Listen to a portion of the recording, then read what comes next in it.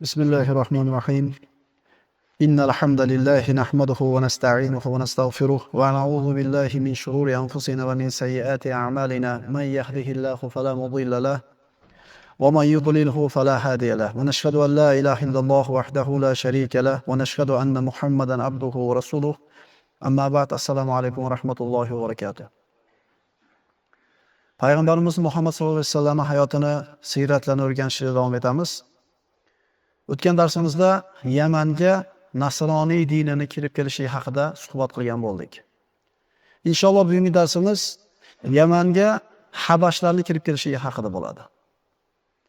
Zunvos Yaman ahlidan Nasroniy diniga kirganlardan 20 mingtasini chohlarni, hududlarni qazib, ularni hammasini kuydirib halok qildi. Mana shu 20 ming kishidan bir kishi omon qoldi. Davs Zusa Alaban ismli kishi qochib omonlikka yetdi. U qutulib qolganidan keyin o'zini birodarlarini mana shunday qatl qilganligi uchun Zunvosdan qasos olishlik yo'llari haqida fikr qilar edi. Qanday qilib Zunvosdan qasos olishligi mumkin? Yolg'iz inson. Uni aqli Qaysarning oldiga borishlikka yo'l ko'rsatdi. Qaysar dunyodagi eng katta podshohning bittasi. U ham Nasroniy dinida. Uzoq masofa yo'l bosdi. Qaysarning oldiga yetib keldi. Mana Rumni podshohlarini Qaysar deb atashardi. Mana olgan darslarimizda aytganmiz. Davzu Salaban Qaysarning oldiga bordi. Uning diniga, Nasroniy diniga kirgan 20 ming kishini Zunvos qanday qatl qilganligini aytib berdi. Qaysar dindor odam edi. Juda bir qattiq g'azablandi. So'ngra Davsu Zalabanga qarab turib, biz bilan Yaman oramizda katta masofa bor. Biz o'zimiz bora olmaymiz yordam bergan. Lekin men senga yo'l ko'rsataman. Habashtonga borasan, Habashtonning podshohi Najjoshiga men xat yozib beraman. U senga yordam beradi. U ham Nasroniy dinidadir. Habashton mana hozirgi kundagi Efiopiya, musulmonlarning birinchi hijrat qilgan joyi ham Habashton bo'ladi.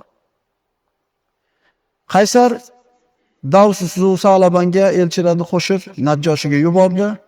Maktubida Davsu Salabanga yordam ber degan so'z bor edi. Najjoshining oldiga u yetib bordi. Xatni Najjoshi o'qidi hamda Zunvosni qilgan ishdan qattiq bir g'azab qildi, achchig'i keldida Yamanga yurishlik uchun 70 ming askarni tayyorladi. Hali Arab jazirasi bunchalik katta qo'shinni ko'rgan emas edi.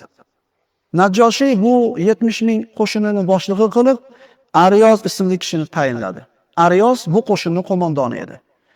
Endi ana shu katta qo'mondonlarning orasida Abroha ismli kishi ham bor edi. Bu qo'shin Qizil dengizni kesib o'tib, Habashlarni Yamanga olib keldi. Mana Habashlar kelishdi. Zunvos boshliq Yaman askari bilan Ariyoz boshliq Habashlar askari o'rtasida jang bo'ldi. Jang qattiq bo'ldi, Habashlar yengdi. Zunvos mag'lub bo'lib, asir tushlikdan qo'rqib qochdi, dengizga qarab suzib bordi, cho'kib ketguncha suzib bordi. Ya'ni dushmanlarining qo'lida o'lmayman degan ma'noni qilib, o'zini o'zi qatl qildi. Habashlar yenggandan keyin Yamanga hokimlikni ustiga mana Ariyoz kelib o'tirdi. Ariyoz hokim bo'lganidan keyin u Yamanliklarga ham, o'zi bilan birga kelgan Habashlarga ham zulm qilishni boshladi. Aytamiz u odamning kimligi qo'l ostidagi kishilar bilan qilgan muomalasidan bilinadi kimligi. Xotini bilan, bola chaqasi bilan, qo'lidagi shagirdi bilan yoki qo'lidagi ishchisi bilan. Ungacha puli ko'payganda ham odamning kimligi ko'p ham bilinavermaydi. Amaldor bo'lgandan keyin bilinadi. Xo'jayin bo'lib qoladi deymiz u. Ariyoz mana shunday bir hokim bo'lganidan keyin zulm qilishni boshladi. Habashlar ham norozi undan, Yamanliklar ham norozi. Abroha Ariyozning qilayotgan ishdan norozi bo'lgan boshqa odamlarni o'zining atrofida jamladi-da, qo'shinni ikkiga bo'ldi, Ariyozga qarshi qo'shin bilan chiqdi. Endi Yamanga kelgan Habash qo'shini ikkiga bo'linib, bir-biri bilan urushlik arafasida turibdi. Ikkala qo'shin bir-biriga ro'baro bo'lganida Abroha Ariyozga odam jo'natdi. Qurollaringni qo'yib kel, yolg'iz uchrashamiz. Ariyoz keldi, Abroha ikkovi qurolsiz gaplashyapti. Abroha aytdi: "Ey Ariyoz, hozir ikkalamiz urushsak, Habashlar o'ldiradi. Quvvatimizni ketkazib, askarlarimiz adadini ozaytirsak, Yamanliklar o'zlari yana hukmga qaytib oladi. Ariyoz nimani taklif qilasan bo'lmasa dedi. Ke ikkita qo'shinni urushtirmaylikda Habashlarni ikkalamiz urushaylik. Kim yengsa, shu Yamanga hokimlik qiladi dedi. Aryozga bu taklif ma'qul bo'ldi. Endi ikkita qo'shinning o'rniga ikkita odam jang qilishni boshladi. Uzoq jang qilishdi. Xulosasi shuki, Aryoz bir qattiq qilich bilan zarba urganida Abrohaning burnini kesib, yuzini tilib tashladi. Tirtiq bo'lib qoldi. Burni kesildi, yuzi shilindi, lekin bu zarba bilan yiqilmadi-da, paytini poylab turib, qaytarib unga javob berdi, qilichi bilan urdi. Aryozni qatl qildi. Burni kesilgan, yuzi tirtiq bo'lib qolgan Abroha endi Yamanga hokim bo'lib qoldi. Mana Fil surasida kelgan Abrohani taxtga o'tirishligi Yamanda taxtiga mana shunday bo'lgan.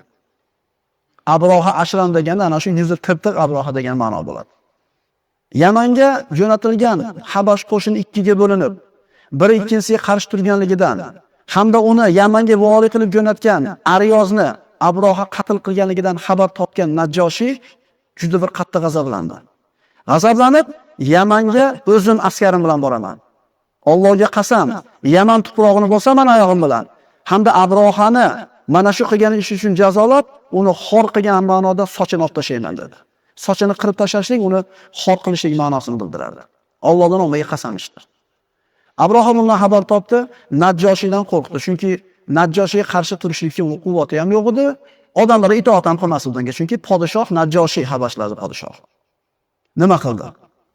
O'zi sochini olib tashladi.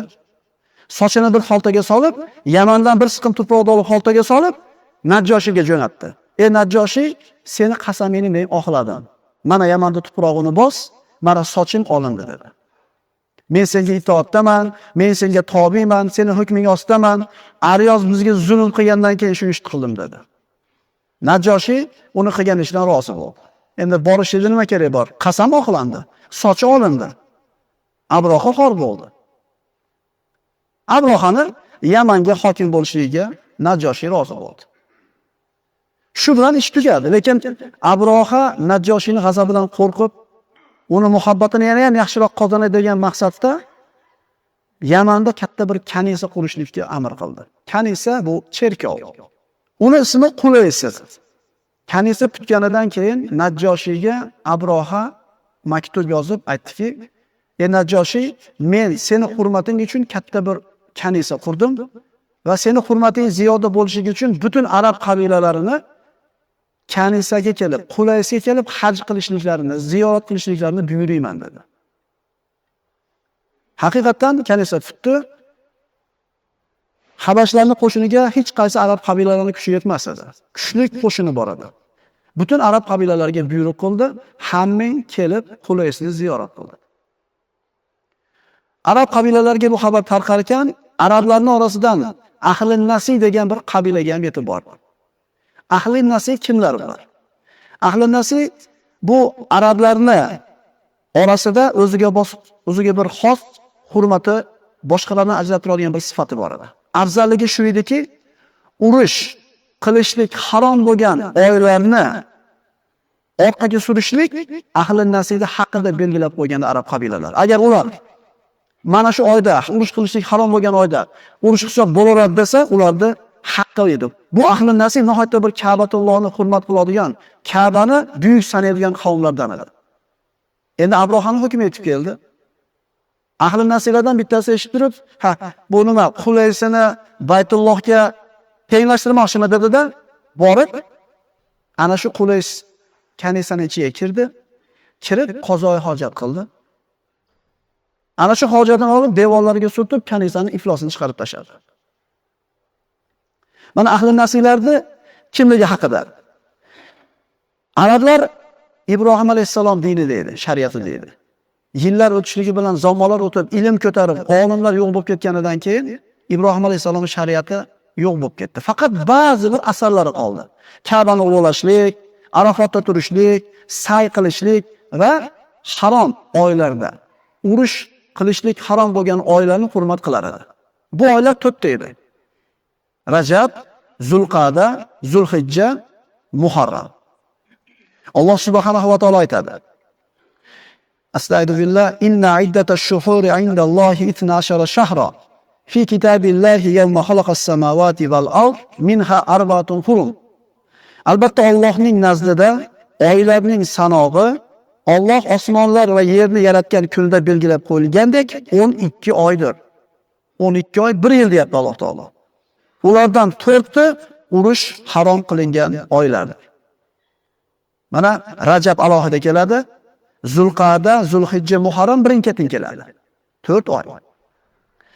Payg'ambarimiz sollallohu alayhi vasallam Arab jazirasiga qanday bir xotirjamlikni, tartib, intizom olib kelganligini bilishligimiz uchun arablarni payg'ambarimizgacha bo'lgan holidan xabardor bo'lishimiz kerak. Ine bilamiz nimani olib kelgani payg'ambarimiz. Arablar bir-biriga doimiy suratda qabilalar hujum qilib urush qilib turishar edi. Tirikchiligi urush bilan edi. Yana bir qabila ikkinchi qabilaga hujum qilib turib, uni yengsa, xotin bola chaqasini, mol mulkini olib keladi, boy bo'lishib oladi. Demak, yana bitta qabilaga borib urush qiladi, borib bundan tortib keladi. O'zaro mana shunday bir boshbodoqlik havzoda yashar edi. Urush qilmasdan 3 oy yashashlik ularga qiyin edi. Mana aytdik, Rajab alohida keladi, 1 oy sabr qilishadi. Chiqishligidan Rajab jang qilishib tirishlik qilib kelishaveradi. Endi 3 oy paydarpay kelgan paytda 90 kun sabr qilish qiyin edi. Shuning uchun ahli nasiy aytar edi, boyaga aytgan kishilarimiz, Zulqa'da harom, Zulhijja harom, endi Muharram keladi. Endi safar keldi deyil desa, safar bilan Muharramni o'rnini almashtirishar. O'zi aslida ular kofir. Urush qilishlik harom bo'lgan oylarda urush qilish halol deb kofirligini yana ziyoda qilardilar.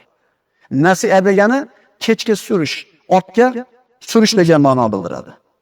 Arablar tarixi davomida 5 marta mana shunday bir ashhurul hurumda jang qilishgan. Fujor urushi deyiladi bu urush.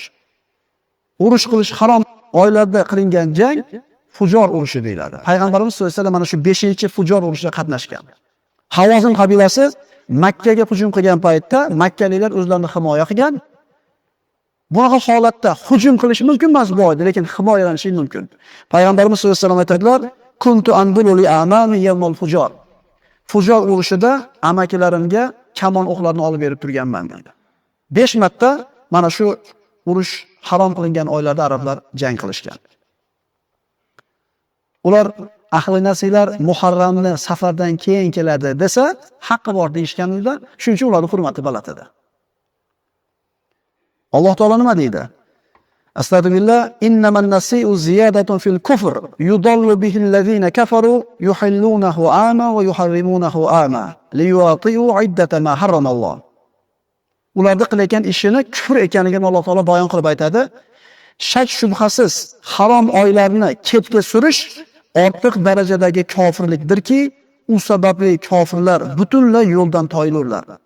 Ular Alloh harom qilgan oylarning sanog'ini 4 oyga to'g'rilab, Alloh harom qilgan narsani halol qilib olish uchun uni 1 yil halol desa, 1 yil harom deydilar. At-tahlil va at-tahrim haqqulloh. Bir odam kim bo'lishdan qat'iy nazar, Alloh taolo harom degan narsani halol desa kofir bo'ladi. Halol narsani harom desa kofir bo'ladi. Bir narsani halol, harom deyishlik Alloh taoloning haqqi. Bular o'zi kofir. Muharram oyida urush qilishlik harom desa, yo'q, hozir Muharram emas, nima keldi? Safar keldi. Halol deb turib kofirliklarni ziyoda qilishadi. Abrohaga Qulaysni iflos qilib chiqib ketganlarni xabarini aytishganida, g'azab qilib, jahl qilib kim qildi buni dedi.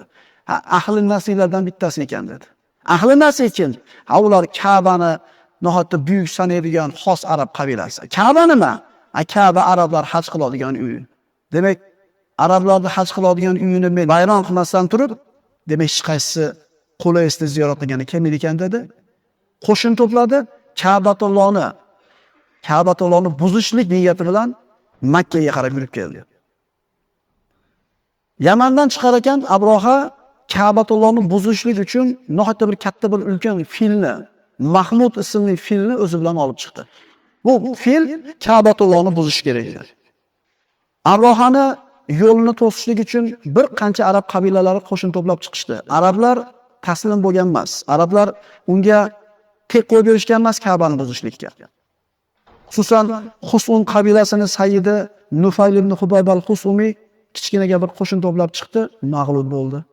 Abrohaning askari katta edi. Mana aytdim 70 ming deganmiz. Nufayl ibn Hubaybni o'zi bilan Makkaga olib ketdi. Arablarning sayyidlaridan bo'lgan Zunafar o'zini qabilasi bilan chiqdi, uni ham yengdi, uni ham o'zi bilan asl qilib olib keldi.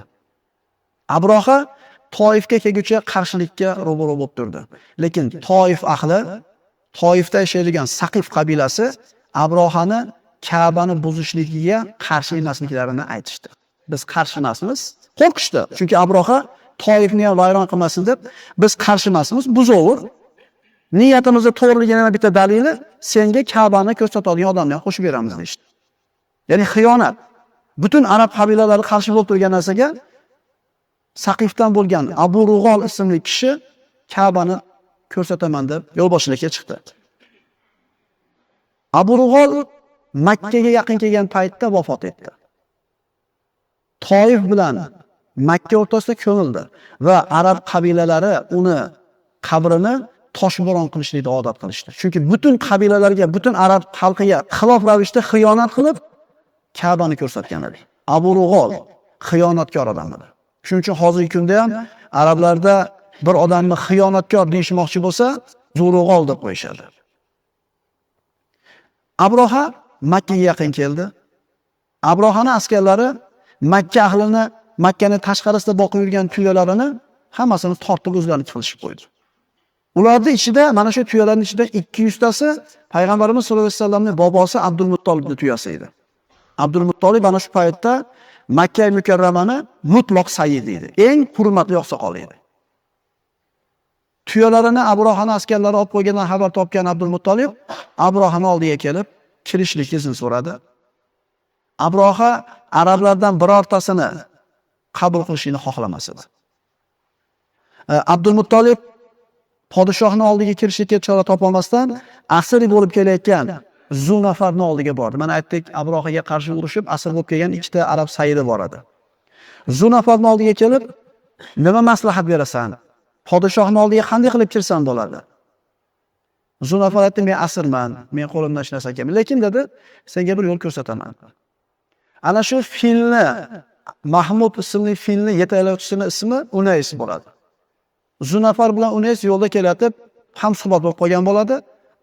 Unaysdan Zunafar iltimos qiladi. Abrohaga kirib ayt, Abdul Muttolibni qabul qilsin. Unaysni iltimosini Abroha qabul qilib, Abdul Muttolibni huzuriga kirishlikka izn beradi. Abdul Muttolib nihoyatda bir vasim, juda gavdali, kelishgan, chiroyli, haybatli kishi edi. Uni ko'rgan odam haybatlanadi albatta. Abroha taxtida o'tirgan joyiga Abdul Muttolib kirib kelganida, uni ko'rib turib haybatlandi-da, hurmatini joyiga qo'yish maqsadda o'zi o'tirgan taxtni yonboshiga o'tkazmoqchi bo'ldi sherik qilib. Lekin Habashlar taxtga bir arabni o'tkazib qo'ydi degan ma'lumotdan qo'rqib, taxtdan o'zi tushdi, Abdul Muttolib bilan yerga o'tirdi. Ya'ni podshoh, ya'ni Abdul Muttolib haybatidan haybatlanib yerga o'tirdi. Abroha, menda nima hojatingiz bor dedi. Abdul Muttolib, seni askarlaring meni tuyalarimni tortib olishibdi. Odamlarda tuyalarini tortib olibdi. Ularning ichida 200 ta tuya meniki. Tuyalarimni qaytarib berdi. Abrohani g'azabi keldi. Chunki kirganda nihoyatda bir haybatlik, salobatlik, kishini ko'rib bir boshqacha bir hurmat qilib turuvdi. Gapirgan gapini eshitib turib g'azablanib aytdiki, seni ko'rganimda hurmatlab yaxshi muomala qildim. Taxtimni hatto yerga tushib sen bilan birga o'tirdim. Endi sen va qavming ibodat qiladigan Ka'bangni buzgani keldim desam, mendan Ka'bamizni buzmagin deb iltimos qilish o'rniga qayerdagi tuyani so'raysanmi dedi. Deganida Abdul Muttolib, "Ey Abroha, tuyalar meniki" dedi. "Men tuyalar egasiman. Ularning ishini men tadbir qilaman. Endi bu Ka'ba Allohning uyi" dedi. "Uni himoya qiladigan Robbisi bor. Tuyalarimni ber meni" dedi. Abroha tuyalarni qaytarib berdi. Abdul Muttolibning gapidan hayron bo'ldi. Abroha Abdul Muttolibga yana dedi: "Biz senga va seni qavmingga ozor berishlik niyatda kelganimiz yo'q. Biz Ka'bani buzamiz, qaytib ketamiz. Sen Makka ahliga ayt, Makkani bo'shatib qo'ysin" dedi. "Biz Ka'bani buzgandan keyin kirib sizlar yaxshi bo'lasizlar" dedi. Abdul Muttolib Makkaga qaytib bordi. Hamda Abrohani so'zini ularga yetkazdi, toqqa hammasini chiqib ketishlikka buyurdi. Chiqib ketar ekan, Parvardigoro, bu o'zingning uying. Unga qarshi turishlikka bizni quvvatimiz yo'q, himoya qilishlikka. O'zingga topshiring deb chiqib ketdi. Tog'larning ustiga chiqib qarab turish va'da qilingan kun kelganda Abroha fil Ka'bani borib buzishligini buyrug'ini berdi. Fil Ka'baga qarab yurib oldi. Shu payt asr bo'lib qo'l-oyog'i bog'lanib kelayotgan Nufayl ibn Hubayb o'zini shunday iplardan bo'shatdi, shoshilganicha kelib, asr bo'lib kelayotgan filni qulog'iga shunday osildi-da, "Ey Mahmud, bu Allohning bayti, tiz cho'k." Fil tiz cho'kdi. Uni kelib urishdi, turmadi, turtishdi, turmadi, turgizishdi, turmadi, yotib oldi. Filning yetaklovchisi Unays keldi, turgizdi, turdi. Yaman tomonga yoki boshqa tomonga qarab yetalasa yurdi. Ka'batulloh yetalasa yurmadi. Ular filni u yoqqa turtib, bu yoqqa turtib, fil bilan ovora bo'lib turgan paytda uzoqdan osmonni to'ldirgan bir qora bulut ko'rindi. Odamlar buni nimaligini bilmasdan qarab turishdi. U Alloh taoloni mana shu Abrohavoning qo'shilib yuborgan balosi, abobil qushlardan iborat qora bulut edi. Ulamolar bu qushlarni ta'riflab aytishadi. Ular kichik chumchuqqa o'xshagan qushlar edi. Har bir qushda 3 tadan, sopoldan, sijildan bo'lgan tosh bor edi. Ikkitasi oyog'ida, bittasi tumshug'ida. Kichkina toshlar. Qushlar o'zlari bilan olib kelayotgan toshlarni Abrohani askarlarining ustiga kelib yog'dirdi. Tosh ularda bittasiga tekkanda, xuddi bir badaniga kasal tegib, go'shi bo'linib tushgandek, tosh tekkanda go'shlar bo'linib uzilib tushdi. Toshlar yog'ilishni boshlagan paytda Abroha qochib qoldi orqaga qarab. Lekin unga nasib qilingan, unga yozib qo'yilgan tosh unga ham borib tegdi, uni ham qatl qildi. Abroha bilan kelgan hamma askar bitta qo'ymay halok bo'ldi. Alloh taolo bu holatni Qur'oni Karimda quyidagi surada siz bilan bizga hikoya qiladi. Astagfirullah.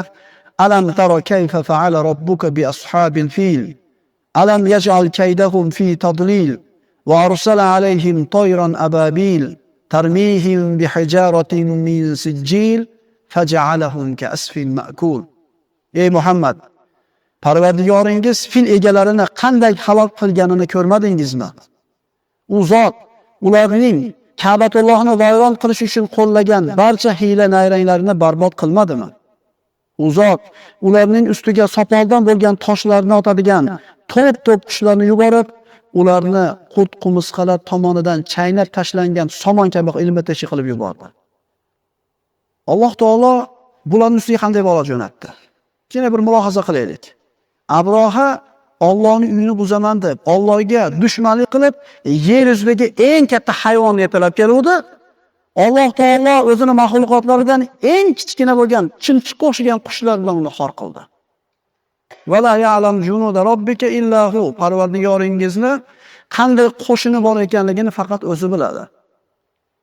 Allohning diniga dushmanlik qilganlar har qancha fildek quvvatga ega bo'lsa ham, Alloh taolo xohlasa ana shunday chumchuqdek kichkina jonivor bilan Alloh taolo uni xor qilib qo'yaveradi. Rivoyatlarda keladi.